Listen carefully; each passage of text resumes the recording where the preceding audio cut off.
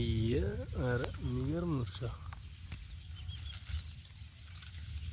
ያው እንግዲህ አናናስ እንደዚህ የሌለ ፍራፍሬ የላቸው። እቺ እንዴት አድርጌ ነው የማወጣው?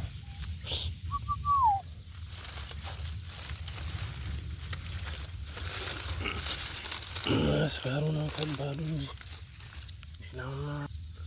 ስለዚህ ከአዲሱ እርሻዬ አናናስ እንደዚህ አድርጌ መብላት እችላለሁ ነው።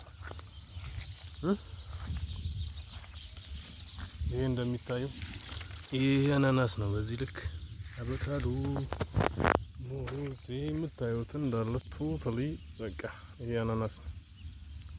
የአናናስ ምርታቸው በጣም በሚገርም ሁኔታ ድንቅ ነው።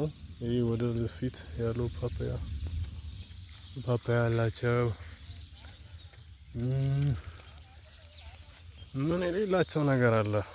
በቃ ይሄ እንኳን መጋዘናቸው ነው ያው ድማቸው ነው እና እዚህ እዛ ጋር ግቢ ነገር መኖሪያ አለ። አይ ወደዚህ ግራቪላ ቁንዶ በርበሬ አለ። ወደዛ ቡና ነው።